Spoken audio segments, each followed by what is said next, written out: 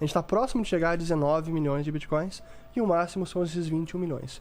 E como ele é um sistema aberto, transparente, é impossível alguém tentar burlar a regra de criação de bitcoins e criar mais. Um hacker? É impossível? Já tentaram trilhões de vezes e não conseguem porque ele é um sistema onde há uma auditoria constante. Porque como é que funciona a... Descentralizada essa auditoria? Total, descentralizado. Como é que funciona a criação de bitcoins? Quando o chamado minerador, aquele cara que provê força computacional... Que dá o computador dele ou os computadores... Para validar a transação e registrar no blockchain, nesse livro contábil, ele ganha como recompensa novos bitcoins. Mas essa taxa de recompensa, ela foi definida lá no início do sistema pelo Nakamoto. E foi definido em 50 bitcoins por bloco de transações, que cai pela metade a cada 4 anos em média, até chegar aos 21 milhões. Portanto, hoje nós temos essa recompensa, que já caiu 3 vezes pela metade. Então hoje a recompensa é de 6,25 bitcoins por bloco. Então, por exemplo, o minerador agora vai registrar o bloco dele na rede e ele quer dar uma desperto. Cara, ninguém tá olhando aqui, eu vou botar a recompensa de 12 bitcoins. Vai que passa. E aí transmite o bloco para a rede. Ó, pessoal, tá aqui o meu bloco de transações, tá aqui as transações, tá aqui a minha recompensa, 12 bitcoins. Todo mundo vai ver aquele bloco de transação e vai ver, opa, 12? É 6,25 a regra. Mudou, Esquece. Aquele bloco vai ser rejeitado, não vai passar, o minerador vai ter desperdiçado força computacional, energia elétrica, e ele não vai ganhar a recompensa. Então vai ser um gasto inútil para ele e outro minerador vai ganhar aquela recompensa. Entendi. Porque essa auditoria ela é constante. Por isso que não se pode burlar essa regra e por isso que é um ativo escasso. E eu diria que ele é até mais escasso que o próprio ouro, que as próprias moedas fiduciárias, as moedas nacionais, porque essa verificação ela acontece em tempo real. Pô, ouro, que a gente sabe que é escasso, mas a gente não tem na vírgula certeza das reservas de ouro em existência. Claro. Pode ter ouro em meteoro, que hoje não é econômico minerar, mas talvez no século que vem seja. E aí descarrega quilos e quilos de... E desvaloriza o ouro. Mas aí eu vi um vídeo seu falando que ninguém vai ficar rico com criptomoeda, com Bitcoin. E aí eu acho que vai escorrer uma lágrima do Paquito agora quando você contar essa história pra ele, porque ele tá crente que vai ser rico e vai comprar o podcast aqui com esse dinheiro. Porque ele foi o ano passado, né, que você investiu? Foi. Comecei a investir ano passado. O que você comprou? Ano passado eu comprei, 50 conto de Bitcoin. Nossa, agora... hein? Não, mas entrou agora pesado, hein? Agora que eu tenho um salário, eu tô investindo... Mas 50 mil ou 50 reais? 50 reais, tá né? Bom. Não tinha emprego, né? Tá bom. Pô, eu tava sabendo. aqui, pô. Eu também. Falei que 50 mil, olha só. Cara, então... Esse foi um vídeo que eu publiquei no meu canal, foi em 2017. E até o objetivo foi dar um alerta pro pessoal, porque eu estou estudando essa tecnologia, o Bitcoin, desde 2013.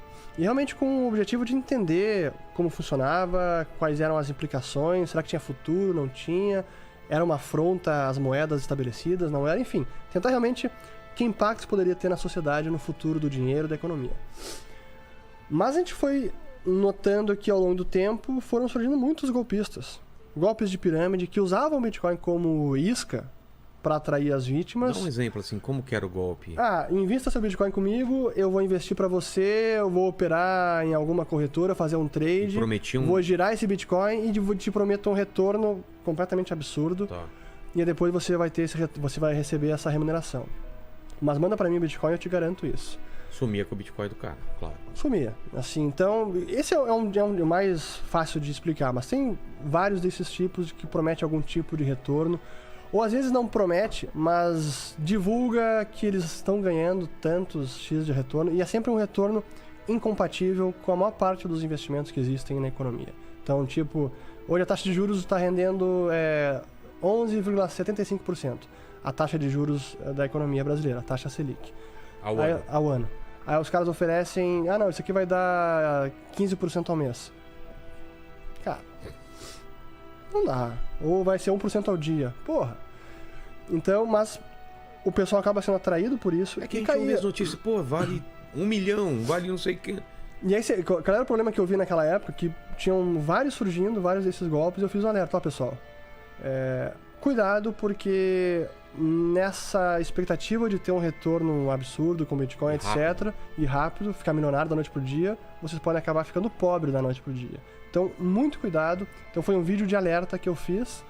Espero que tenha salvado algumas pessoas. O objetivo não era dizer, o Bitcoin não tem potencial nenhum, vai cair. Não. Era realmente um título chamativo para o pessoal entender os riscos desses golpes. Sim. Esse era o objetivo. Infelizmente, cara, esses golpes, um desmorona, na semana seguinte surgem outros. Cara, é uma praga. E é preciso dizer, não é... Isso não acontece apenas com Bitcoin ou criptomoedas. Acontece com o mercado de ações, às vezes, de imóveis, qualquer outra coisa. Então, a isca como muda. O Bitcoin é uma coisa tão difícil de entender. Exato. Não então, é meio... É fácil usar como isca. Pô, tá subindo. Ninguém entende como é que é. Ah, mas eu sei, eu vou te dar retorno. Acabou de falar de um, você viu o que aconteceu? Então era uma isca fácil para atrair vítima. Entendi.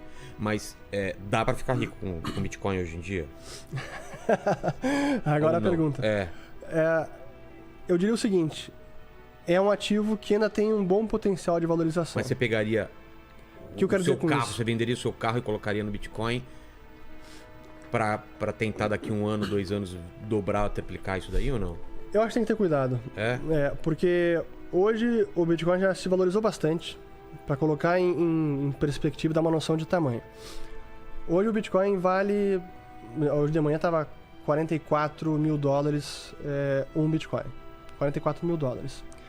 O valor de mercado total, se a gente pegasse todos os Bitcoins em circulação, aqueles quase 19 milhões, multiplicando por esse preço... Tem uns perdidos também, não tem uns perdidos? Tem, vários. E se estima que 20%, de 15% a 25% esteja perdido. Ou inacessível. Não tem como ser acessado. Depois eu explico como é que acontece. Mas então, o valor de mercado total já está na casa de centenas de bilhões de dólares. Não é pouca coisa. Isso é mais do que uma Petrobras, mais do que uma Vale. É um valor relevante. Então imaginar que o Bitcoin, a partir de agora, vai duplicar de valor nesse ano. Então vai para $80 mil. Depois vai para 160 no ano seguinte. E depois 320. Depois 640. Irreal. Assim, ele vai ter algum limite de preço que ele vai se estabilizar. Então não dá para esperar, o Bitcoin eu vou colocar e vai multiplicar por 1000% em um ano. Não vai acontecer isso. Não vai. Pode acontecer com uma outra cripto pequenininha? Pode. Como pode acontecer com opções de empresa no mercado financeiro tradicional. Então, tem muito mais risco, por isso tem mais retorno. Risco e retorno sempre andam de mãos dadas. Mas então é importante pensar no Bitcoin como mais um ativo numa carteira. Para variar. Exato. Para diversificar a carteira. Diversificar. E o lance de perder isso daí? É a chave que eu perco e aí... Pois então, como é que funciona o sistema, né? A forma que você tem um Bitcoin, você tem a propriedade, é por meio de uma carteira digital. Então o Bitcoin ele está na sua carteira digital. Mas na verdade ele não está na sua carteira digital. O que você tem na carteira é uma senha que permite com que você transfira o Bitcoin para outra carteira. Ah, tá. O Bitcoin está registrado no blockchain, que é esse livro contábil. E só lá. E todos os usuários têm uma cópia desse blockchain nos seus computadores. Mas na sua carteira... Fisicamente não está em lugar nenhum, né? Está nos computadores. É isso aí. Mas então a carteira tem a senha apenas que permite que você acesse. Então qual é o problema que o pessoal acabou Além de tendo? mim, ninguém tem uma senha para se eu perder. Perdi minha senha, me ajuda aí. Cria outra. Não tem o saque lá, pessoal, reseta minha senha. É como você pegar a nota de chama o cara lá? O criador? O Satoshi Nakamoto. Satoshi não tem um telefone para falar com ele. Não tem. Mas então essa senha que dá acesso ao seu Bitcoin. Então se você perde a senha, não tem como reaver. O cara morre sem passar para alguém. Caramba. Por isso que é importante, quando você usa uma carteira de Bitcoin, faça todos os passos de segurança. Então a senha que fica guardada dentro do software da carteira, isso pode estar num telefone móvel, pode estar numa espécie de pendrive, que é uma carteira em hardware, pode estar no computador. Tem vários níveis de segurança e sofisticação de carteira hoje em dia. Desde as mais seguras às não tão seguras, que seria no celular. Mas você tem que fazer os passos de segurança para não ficar sujeito a esse problema. Então, um deles é anotar o que se chama que é a passphrase, ou a frase mestra, que são 12 palavras, 12 ou 24 palavras, depende do software de carteira. E essas palavras você anota num papel ou em algum outro dispositivo que não seja facilmente apagável e guarda fisicamente em algum local. Tá. Essas 12 palavras permitem Garante. que você restaure a carteira em qualquer outro software. Então, por exemplo, tá. você tem a carteira no telefone móvel, Tá. recebeu bitcoins lá, tá a senha lá dentro, fez a segurança com as 12 palavras, anotou num papel, botou no cofre da sua casa. Perdeu o telefone móvel, roubaram, apagou, deu Mas esse pane. cara que pegou o telefone consegue acessar minha carteira? Se ele tiver a senha, consegue. Se Essas tiver 12 palavras? Não. Se ele tiver o PIN do seu telefone e conseguir entrar no software da carteira, aí ele consegue abraço. acessar. Ixi, Isso sim. Então é importante usar algum outro PIN também É. dentro do software da carteira. entendi. Mas digamos que você perdeu o celular, não foi roubado, Tá. apagou, deu pane. Com essas 12 palavras, você instala um novo software e restaura a carteira e tudo segue o baile sem nenhum problema. Então você tem formas de ter uma segurança para não ficar suscetível, E cara, esse- perdi, Mas esse pronto. dinheiro que perdeu é como você falou, como se rasgasse nota, não tem como ter de novo. Não tem como Isso reaver. é bom ou ruim pra criptomoeda? Eu diria que faz parte do sistema. É uma característica que não tem Só como sobe funcionar. o preço dele, É só como- aumenta o valor. Exato. Em termos de impacto econômico, é isso. É uma doação para o restante da rede. Ah, entendi. Diminuiu Ela a oferta. é. E ficou mais escasso. Cara, é difícil pra gente imaginar, né, como funciona o cripto.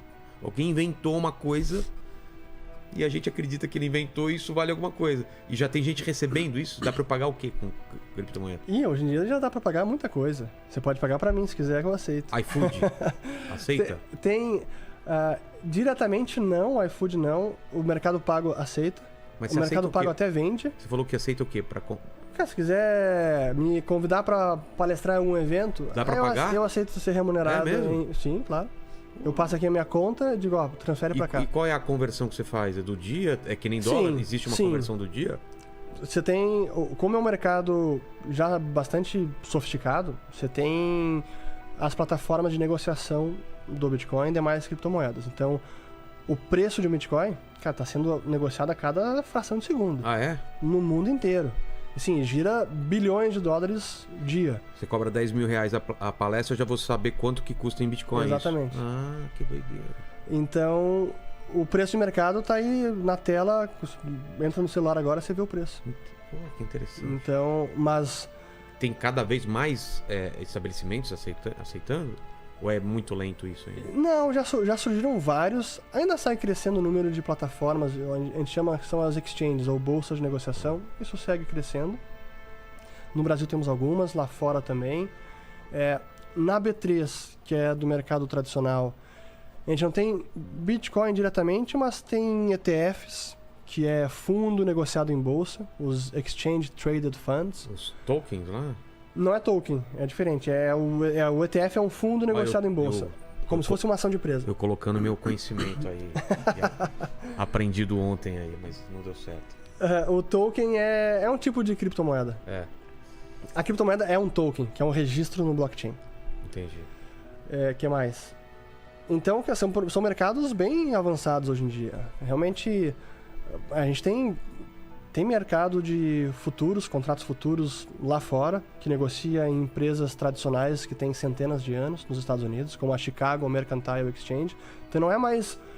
Se a gente estivesse fazendo esse podcast 10 anos atrás, cara, a gente estaria falando de negócio de nicho, de geek, super. de hacker, de crime online, do deep web. Cara, não. Já não é mais isso. Hoje em dia é muito mainstream. É muito. Agora, unindo essa questão do Bitcoin com o Telegram que você falou, a gente tem um caminho de fugir cada vez mais do governo e ter liberdade, Sim, e o governo correndo, querendo controle. Sempre vai ter isso.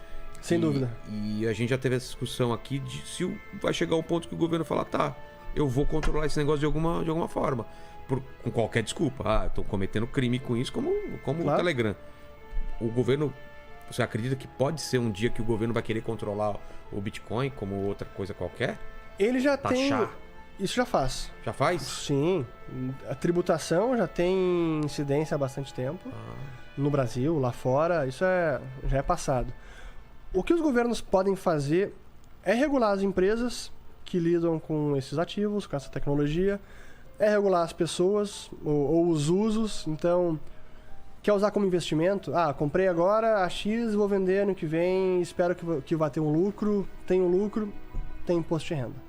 Assim como tem em ação, tem em Bitcoin e em criptos também. É um ativo como outro qualquer. quer receber na venda dos produtos da sua empresa? Não tem problema, pode receber pagamento em Bitcoin, mas o imposto, seja um ICMS, um ISS ou qualquer ele que seja, tem incidência sobre o produto à venda. Se você receber em cascalho, em cadeira ou em Bitcoin, não importa, tem que pagar imposto sobre aquilo. Então não tem nenhuma isenção tributária por operar com cripto. Além disso, essas exchanges, que são empresas devidamente estabelecidas, com CNPJ, e que provêm uma plataforma de negociação, já tem regulação para elas e até bem restritiva no Brasil. A Receita Federal soltou uma instrução normativa número 1888 em 2018, que ela exige que essas exchanges domiciliadas no Brasil reportem mensalmente à Receita Federal praticamente a base de dados todas. Assim, o que aconteceu, o CPF comprou, o que vendeu, quanto lucrou, quanto perdeu, tudo. Então já tem muita informação sendo reportada para as autoridades.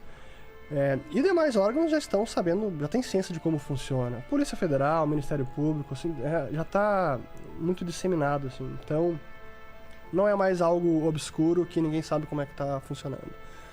Isso do lado de regulação. Outra forma que o governo regula, em países que tem mais restrição de capitais, que é controle de capital, não pode mandar dinheiro para fora sem reportar ou tem um limite. Entendi. Tipo a Argentina hoje e o Brasil do passado. Só pode mandar X mensalmente para fora. Aí o governo tem algum controle e impede dessas empresas executarem uma transferência em seu nome. Então tem formas do governo regular as empresas e alguns usos. Mas impedir a rede de operar e dizer, Bitcoin não quero que funcione. Isso não Para pode. a rede agora. Não tem como. Não tem como. Não tem como. Ou quem tá usando fala que você é um fora da lei. Vou criminalizar. Se você tem Bitcoin, você é um criminoso. O governo tem que provar que você tem, para conseguir te criminalizar. Provar que você tem Bitcoin não é tão simples hoje em dia. Você pode ter comprado de alguém, você pode ter transferido para outra pessoa, já não está mais na sua carteira. Então essa comprovação de que você tem a propriedade de um Bitcoin é difícil de fazer na prática. Então, digamos que é um ativo que poderia sobreviver no mercado paralelo mais facilmente. E claro que depende de cada um querer correr um risco, né? Então, dependendo do nível... O que eu imagino? Se chegarmos a esse ponto de uma criminalização direta, como aconteceu com o ouro nos Estados Unidos, é um sinal de que a coisa vai ter degringolado tanto que é bem possível que as pessoas queiram correr risco e dizer, quer saber?